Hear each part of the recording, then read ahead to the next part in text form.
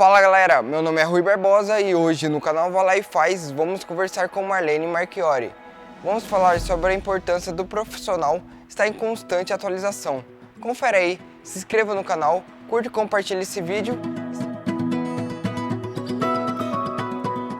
Mas eu diria que Marlene é uma pessoa que sempre gostou de fazer aquilo que faz, né? Então, por exemplo, na minha vida acadêmica ou na minha vida de mercado, eu sempre gostei de desenvolver aquilo que me faz bem, aquilo que eu entendo que seja eu não vou dizer o ideal, mas aquilo que eu entendo como correto, ou eu entendo como um diferencial, ou eu entendo que... Eu não gosto de fazer sempre ou desenvolver sempre a mesma atividade da mesma forma, né? Então, por exemplo, se eu for organizar um evento, eu vou querer um diferencial sobre aquele processo. Se eu for pensar estrategicamente o envolvimento de uma organização num projeto, por exemplo, de comunicação com seus funcionários, eu vou imaginar que aquele projeto tem que ser construído pelas pessoas e não necessariamente por uma orientação que venha da minha mente, né? Por quê? Porque eu acho que quando nós construímos a nossa vida, né, nos pautando no olhar para as pessoas, no compreender o que elas pensam, no entender, por exemplo, uma determinada atitude, nós construímos algo que vai ter um resultado muito maior, né? Então eu diria que eu acho que Marlene, no primeiro momento, ela é uma pessoa que sempre buscou inovar, né, naquilo que ela desenvolve e principalmente ela se envolve naquilo que ela está fazendo, né? Então, por exemplo, é como se fosse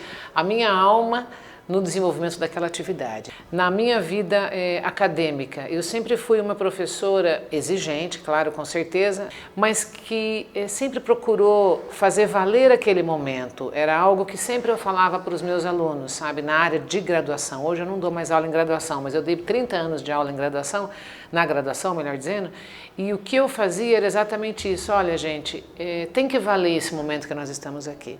Nós temos que viver essa experiência, nós temos que aprender isso que nós estamos aqui efetivamente conversando hoje. Então, quando você se coloca no desenvolvimento daquela atividade, quando você leva o aluno a pensar naquilo realmente como algo que é dele, algo que tem valor para ele, você faz com que as pessoas cresçam, né? E eu acho que a minha trajetória acadêmica, ela sempre se manteve nessa perspectiva, num nível de exigência, mas num nível também de se colocar na prática, entende? Porque eu tinha a vivência do mercado, né? Eu trabalhei muitos anos numa empresa chamada Transparaná, depois desenvolvi muitos projetos com a Mark Comunicação na época, na área empresarial, conectada, eu diria, muito mais com o agronegócio, pela própria característica de Londrina, né? Então, por exemplo, conferências mundiais, que também nos davam a condição de desafios. Eu acho que a minha vida, eu diria, ela foi marcada por essas, eu diria, dinâmicas, mas dinâmicas que a cada experiência eu tirava, por exemplo, um proveito maior daquela experiência, mas eu também conseguia fazer com que a dinâmica seguinte não fosse a mesma. E se eu for falar assim, quem é Marlene, né, eu vou dizer que a Marlene, ela se referencia exatamente em função dessas experiências, né? Então, por exemplo, no campo acadêmico, eu busquei meu doutorado, né, na USP, eu trabalhei com uma escola na Inglaterra na época, onde eu fui aprofundar o conhecimento sobre cultura, né, que era numa escola, um centro de teoria, cultura e sociedade. Mas por quê? Porque eu comecei a estudar cultura desde a época que eu fiz comunicação na UEL, né, relações públicas, e quando eu também me formei em administração na UEL, graduação, eu estudava cultura. Foi o meu, entre aspas, meu estágio, que na época era estágio, não era o trabalho de conclusão de curso. Então isso me deu, eu diria, inspiração para seguir esse caminho. As experiências nas nossas vidas, né, eu diria, elas... Toda a experiência ela é válida, né? Eu acho que para escolher uma experiência é difícil, porque você tem experiência na sua infância, que são revelações interessantes que eu poderia estar fazendo aqui, você tem experiência na sua vida acadêmica, né, com os alunos, como eu já referenciei, alguns aprendizados aqui, né? Mas eu acho que a grande questão é o quanto que você se coloca para aprender.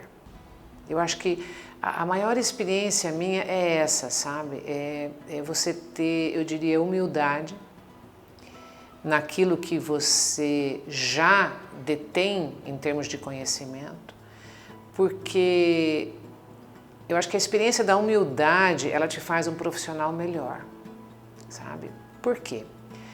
Quando você se coloca na posição de aprendiz, né, você se desafia. Olha, Rui, é até bom, né, eu estar fazendo essa entrevista com você aqui, porque esse programa, né, com você, porque assim, nós mudamos na nossa vida, né? Por que nós mudamos? Porque nós nos questionamos, nós repensamos sempre, né, a sua atividade, o desenvolvimento das suas relações e assim por diante. E eu acho que isso é muito legal, porque você cresce, né? Então, por exemplo, quando você fala assim para mim, de que maneira eu aplico isso na minha vida, né? Eu aplico isso, por exemplo, se você tem uma cultura, claro, você carrega uma cultura.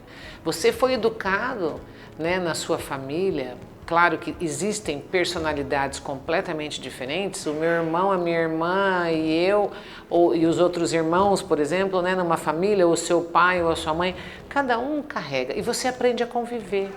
Você aprende a respeitar, entre aspas, porque eu estou no convívio da minha família, preferencialmente. Então você pode observar, por exemplo, famílias que têm mais estrutura, né, que te dá a condição de você se compreender naquela experiência e naquele processo. Como você tem famílias, de repente, que você não vai conseguir se compreender. Em organizações, eu diria que acontece a mesma coisa, né? Existem relações que são relações muito mais fáceis, porque existe uma sintonia, entendeu? Olha, eu gostei do Rui, o Rui gostou de mim, mas eu não gostei da Joana, eu não gostei da Tereza, mas eu preciso conviver com a Joana e com a Tereza no desenvolvimento daquela atividade. Mas com o Rui eu tenho mais sintonia, entendeu? Eu gosto mais, a hora que eu estou conversando com ele eu me coloco muito mais, eu tenho muito mais facilidade, ou seja, as afinidades, por exemplo, né? Poderíamos pegar o ponto da afinidade, elas tornam a relação mais próxima, né? Vamos dizer assim, nesse sentido. Então, geralmente, o envolvimento, a conversa, ela não é estruturada, percebe? Você não consegue falar assim, bom, agora eu vou falar isso, agora eu vou falar aquilo. Agora, você já percebeu que quando você está agindo, ao mesmo tempo que você está agindo no seu inconsciente. Às vezes você nem sabe por que você fez aquilo, mas você fez aquilo. Então, o que eu acho legal? Eu acho legal você se colocar em situações onde você também se desafie como pessoa, para você poder crescer. Porque se você se coloca em situações só onde você tem o domínio, você concorda comigo? Eu acho que não vai haver evolução de você como pessoa. Mas se você se coloca em situações onde você vai ter que se desafiar, você vai ter que saber como é que você vai aprender a se relacionar naquele grupo, entendeu? Conseguir criar as relações com aquele grupo vai em um determinado período de tempo, né?